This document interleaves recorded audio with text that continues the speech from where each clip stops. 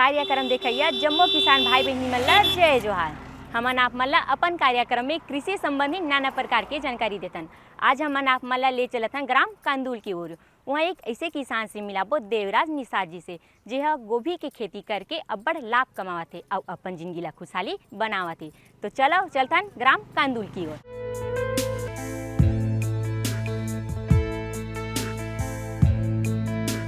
किसान भाइयों, आज हम आप सभी को लिए चल रहे हैं एक ऐसे किसान के खेतों में जो अपने खेतों में फूल गोभी की खेती के साथ ही साथ और भी अनेकों प्रकार की सब्जियों की आधुनिक और वैज्ञानिक खेती कर अपने जीवन में खुशियों के पलों को दुगना किए हुए हैं। और वो हैं भाटा गांव रायपुर के पास रहने वाले किसान भाई देवराज निषाद जी। भाई देवराज निषाद जी के आज इस मुकाम तक पहुंचने का कारण उनकी मेहनत, लगन एवं परिवार के प्रति उनकी जिम्मेदारियां हैं। देवराज जी आज अपने खेतों में फूल गोभी की आधुनिक एवं वैज्ञानिक विधि से खेती कर रहे हैं।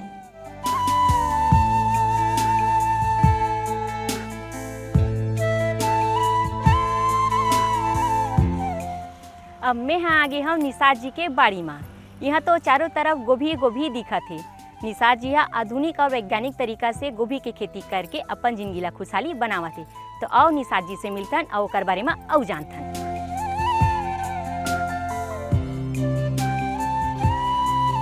देवराज जी आज अपने खेतों में फूल गोभी की आधुनिक एवं वैज्ञानिक विधि से खेती कर रहे हैं, क्योंकि गोभी वर्गीय सब्जियों में फूल गोभी का सबसे महत्वपूर्ण स्थान है। इसकी खेती मुख्य रूप से श्वेत, अविकसित व गठे हुए पुष्पपुंज के उत्पादन हेतु की जाती है। इसका उपयोग सब्जी, सूप, अचार, सलाद, बिरयानी, पकौड़ा इत्यादि बनाने में किया जाता है। साथ ही यह पाचन शक्ति को बढ़ाने में अत्यंत लाभदायक है। यह प्रोटीन, कैल्शियम और विटामिन ए तथा सी का भी अच्छा स्रोत है। इसकी सफल खेती के लिए ठंडा और आर्द्र जलवायु सर्वोत्तम होता है। अधिक ठंडा और पाला का प्रकोप होने से फूलों को अधिक नुकसान होता है। शाक की वृद्धि के समय तापमान अनुकूल से कम रहने पर फूलों का आकार छोटा हो जाता है। अच्छी फसल के लिए 15 से 20 डिग्री तापमान सर्वोत्तम होता है।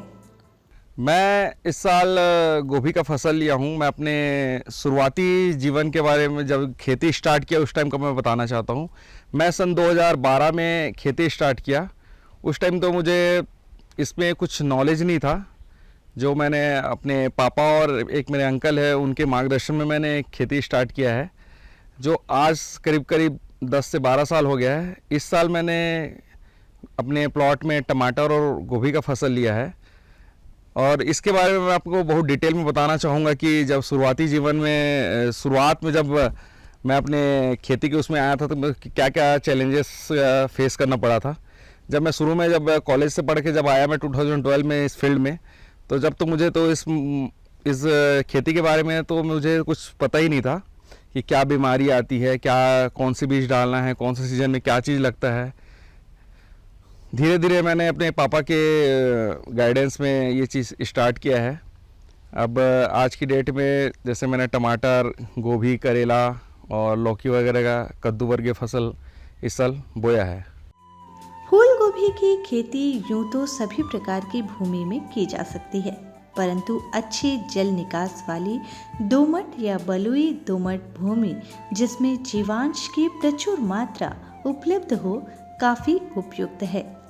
इसकी खेती के लिए अच्छी तरह से खेत को तैयार करना चाहिए। इसके लिए खेत को 3 से 4 जुताई करके पाटा मारकर समतल कर लेना चाहिए।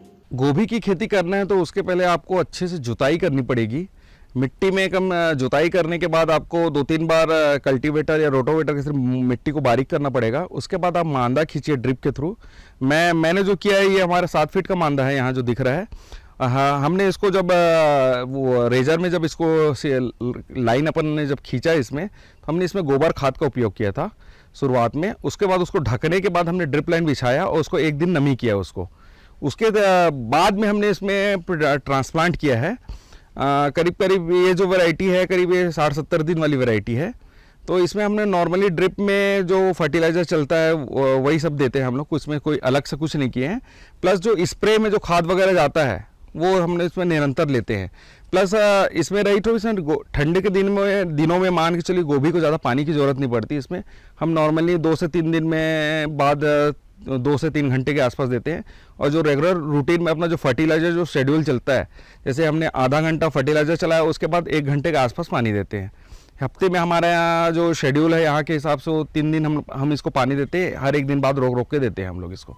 फूल गोभी की अच्छी पैदावार प्राप्त करने के लिए खेत में पर्याप्त मात्रा में जीवांश का होना अत्यंत आवश्यक है। खेत में 20 से 25 टन सड़ी हुई गोबर की खाद या कंपोस्ट रोपाई के 3 से 4 सप्ताह पूर्व अच्छी तरह मिला देना चाहिए। इसके अतिरिक्त 120 किलोग्राम नाइट्रोजन, 20 किलोग्राम फास्फोरस एवं 40 किलोग्राम पोटाश प्रति हेक्टेयर की दर से देना चाहिए। शुरुआत में जब मैं 2012 से जब खेती चालू किया हूँ तो शुरू में मुझे इसके बारे में पता नहीं था। मैं अपने अंकल के साथ दूसरों के फील्ड घूमने जाता था, कई प्लॉट मैंने बहुत विजिट किया। उस टाइम मैंने देखा कि लोग मल्चिंग का उपयोग कर रहे हैं। मांदे से मांदे की दूरी हम जहाँ 4 फीट करते थे उस टाइम वो 7 फीट 8 फीट में कर रहे हैं। स्टिकिंग अलग प्रकार से कर रहे हैं। हम जो करते थे उस टाइम पुराने टेक्निक से करते थे। जब मैंने अदर फील्ड में जाके देखा और कुछ स्टडीज़ किए, उसके बाद मुझे समझ में आया कि इसके मांदा कैसे बनाना है, प्लस ड्रिप इरिगेशन का क्या महत्व है। पहले मैं जब शुरुआत किया था फर्स्ट टाइम तो मैंने 4 फीट की क्यारी बनाई थी। आज की डेट में मैं जो क्यारी बनाता हूँ वो 8 फीट की हो गई है मेरी। और उस टाइम जब मैं शुरुआत किया तो उस टाइम मल्चिंग हम नहीं लगाते थे। मैंने दूसरों के यहाँ देखा कि मल्चिंग कैसे लगती है, कैसे उसमें क्या प्रॉफिटेबल है, किसमें क्या उत्पादन आते हैं। आज की डेट में मैं अपने पूरे प्लॉट में मल्चिंग का उपयोग करता हूँ। अभी जस्ट हमने जो टोमेटो और ब्रिंजल का उसमें किया वो पूरे मल्चिंग में है। और मल्चिंग का एक फ़ायदा ये है कि उसमें कम से कम पानी की खपत भी कम है, प्लस कीट वगैरह का प्रकोप भी कम है और अपने को उत्पादन उसमें बहुत अच्छा आता है। और खासकर खपतवार के जो निन्ने का और कोड़ाई का जो सिस्टम था वो अब पूरी तरीके से खत्म हो गया मल्चिंग के आने से। नाइट्रोजन की 1/3 मात्रा एवं फास्फोरस तथा पोटाश की पूरी मात्रा अंतिम जुताई या प्रतिरोपण से पहले खेत में अच्छी तरह मिला देना चाहिए तथा शेष सभी आधी नाइट्रोजन की मात्रा को 2 बराबर भागों में बांटकर खड़ी फसल में 30 और 45 दिन बाद उपरिवेशन के रूप में देना चाहिए। अपन निषाद भाई के खेत में खड़े हैं, गोभी की तैयारी, उसको बताया कि गोभी लगाना है तो अपन डिस्कस किए उसको कि ज़मीन का ढाल कितना होना चाहिए, मांदा की चौड़ाई कितनी होनी चाहिए, ताकि बारिश के सीज़न में बारिश का पानी अच्छी तरह से निकल जाए जगह भीगने के बाद। तो उससे क्या है, फंगस रोग जो लगता है कोई भी फसल में तो वो फंगस से बचाव हो सके और फंगीसाइड जो सभी तरह के फंगस में काम करे।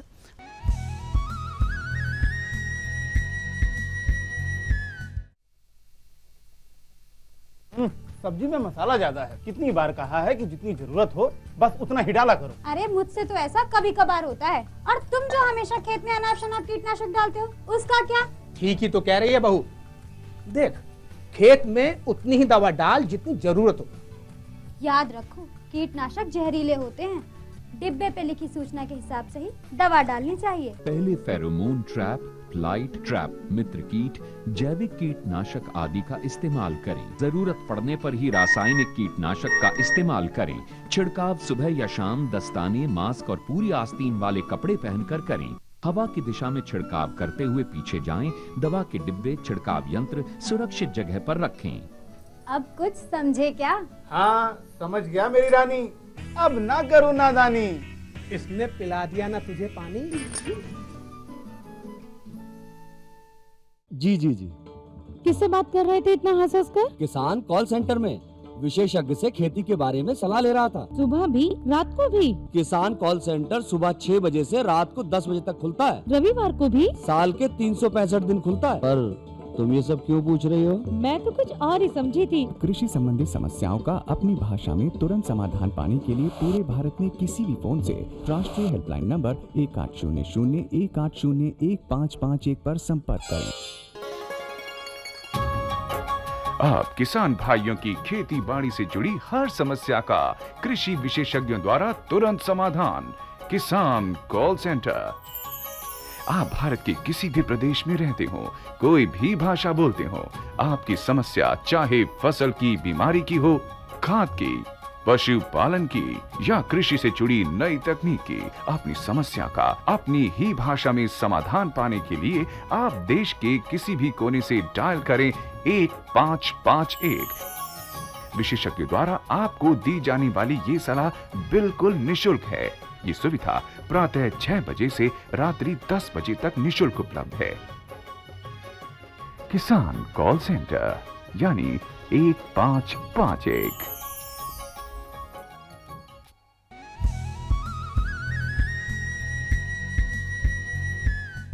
किसान भाई हो, यदि आप मन भी गोभी के खेती करना चाहत हो तो जल प्रबंधन, खाद प्रबंधन और रोग राई के भी जानकारी होना भी बहुत जरूरी है। तो आओ एक बारे में भी जानथन।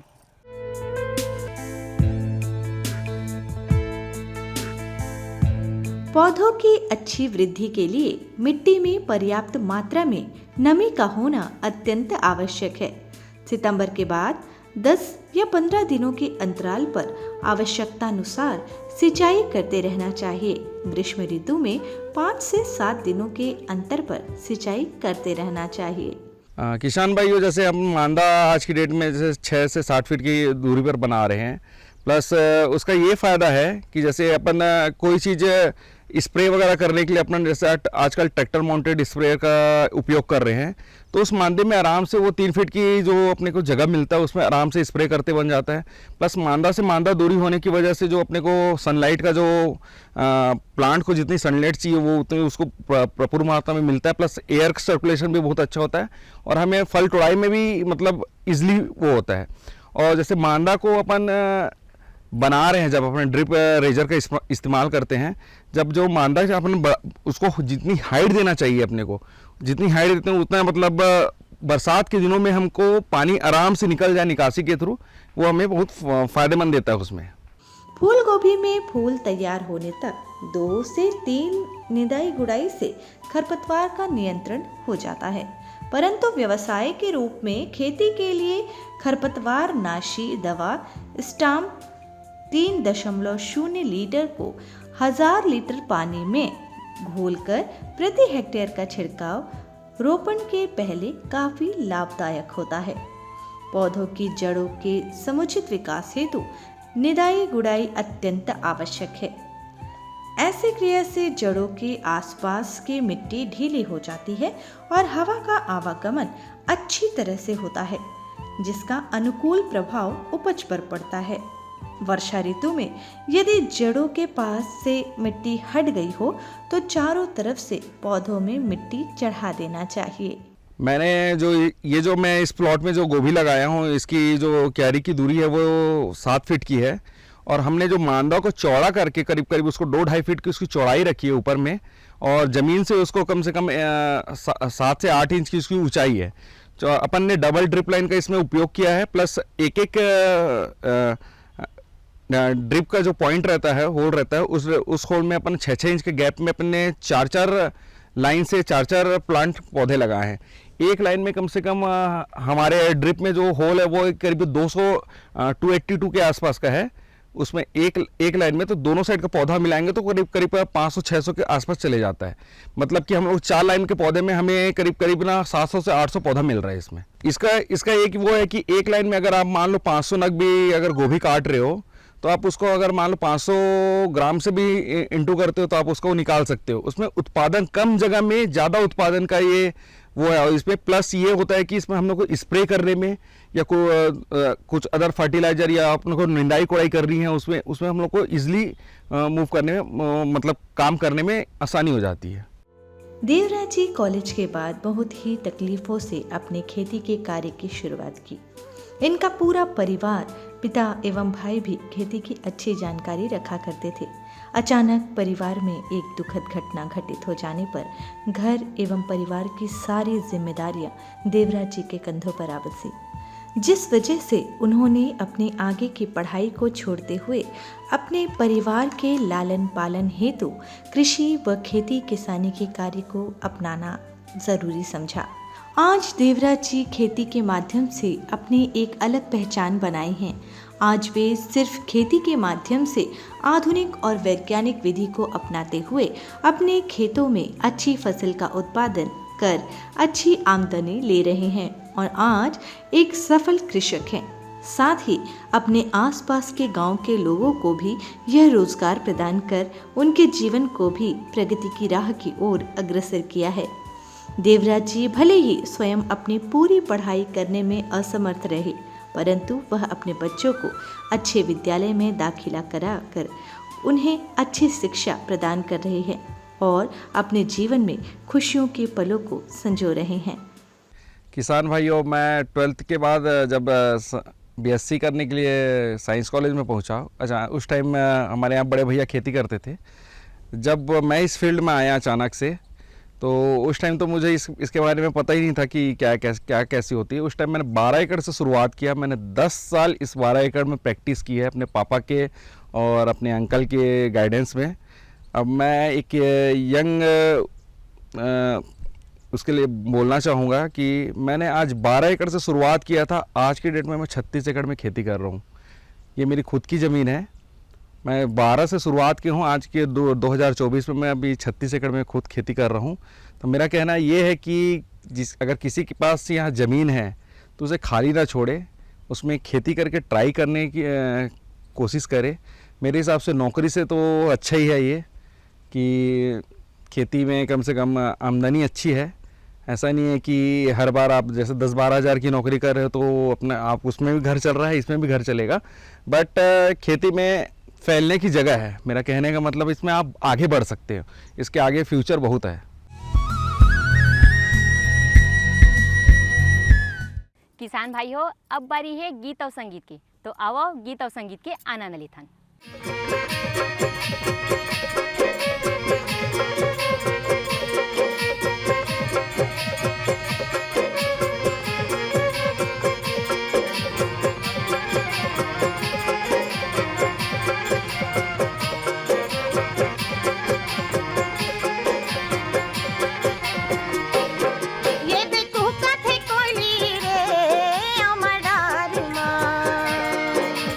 बोला थे मैना वो अमडार माँ, ये देखो कथे कोयली रे अमडार माँ, ये दे बोला थे मैना वो अमडार माँ।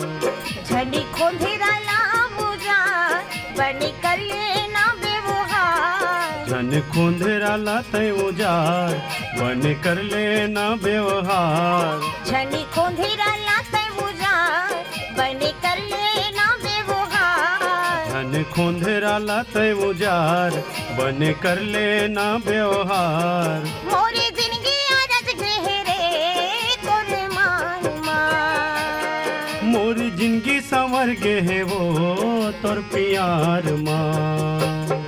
ये दे बोला थे मोना रे अमडार माँ, ये दे बोला थे मैना वो अमडार माँ।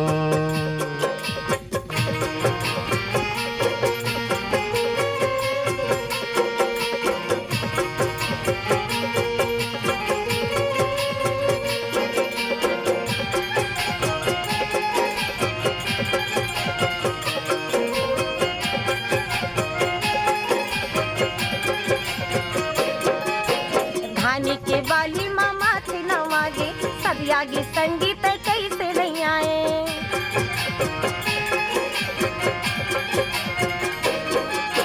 धानी के बाली मामा थे नवागे, सब आगे संगीत कैसे नहीं आए। बैठे बैठे देखत रे थोरे तरिया पार माँ, दे बोला थे मैना वो अमडार माँ।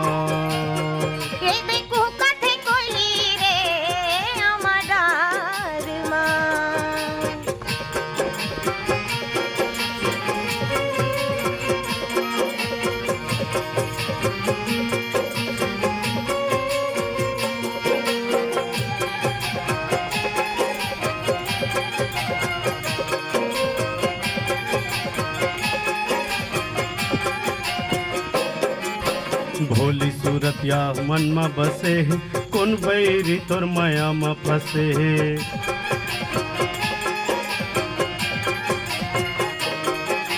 भोली सूरत या मन में बसे कौन बैरी तोर माया में फंसे मोरे आँखी तरस गे वो इंतजार माँ मोरे आँखी तरस गे वो इंतजार माँ ये देखो कठे कोली रे अमदार माँ ये देखो कठे मैना वो अमदार माँ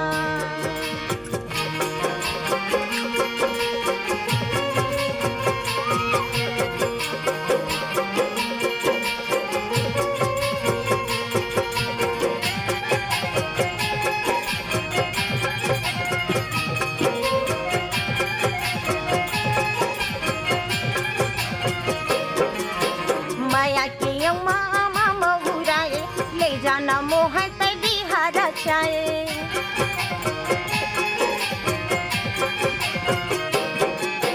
माया के अम्मा अमर महुराए ले जाना मोह तभी हारा चाहे मोरी काजल बोहा जेहरे सुधार माँ मोरी काजल बोहा जेहरे सुधार माँ ये दे बोला थे मैना वो अमदार माँ ये दे बोला थे मैना वो अमदार माँ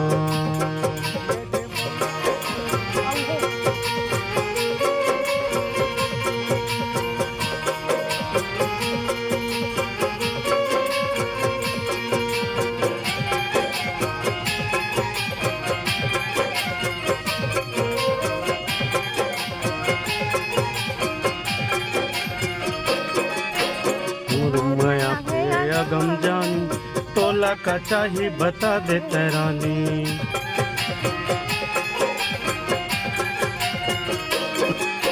तोर मोर माया अगम जानी तोला का चाही बता रानी हमर माया अमर होई वो संसार माँ हमर माया अमर होई वो संसार माँ ये देखो कठे कोली रे अमदार माँ ये देखो कठे कोली रे अमदार माँ ये दे बोला थे मैना वो अमदार माँ ये दे बोला थे मैना वो अमदार माँ